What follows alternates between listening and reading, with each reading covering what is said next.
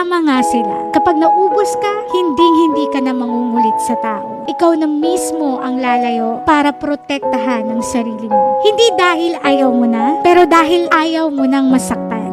Kasi dumating ka na sa punto na mas pinili mo na ang peace mo kesa sa atensyon ng taong paulit-ulit kang binabaliwala. And when you finally meet the right one, hindi mo na kailangang mangulit para maramdaman mong mahal ka. Hindi mo na kailangang maghabol, umiyak, o ipaglaban yung space mo sa buhay niya. And this is really true kasi lahat naman tayo may kapaguran talaga. Kaya naman, kapag naubos ka na talaga, alam niyo, yun yung time na hindi ka na maghahabol kahit na mahal mo yung tao. And ako, I believe, kahit gaano natin kamahal yung isang tao, kapag paulit-ulit tayong nasasaktan, paulit-ulit tayong naabuso, kapag sinasagad tayo, laging nagsisinungaling sa atin, laging nagtatago sa atin, laging nagsosorry, pero ganun pa rin ang gagawin, mapapagod ka, mauubos ka. At darating yung time na kahit mahal mo yung tao, hindi ka na magmamakaawa sa kanya. At kahit mahal mo yung tao, hindi ka na mangungulit sa kanya. Di ba may mga ganyan yung parang naging manhid ka na lang, naging nonchalant ka na lang sa buhay, ayaw mo na lang mag-react, ayaw mo na lang magsalita, hindi dahil wala kang pakialam, hindi dahil hindi ka nasasaktan, kundi dahil alam mo na hindi ka naman pakikinggan. And deep inside of you, ubus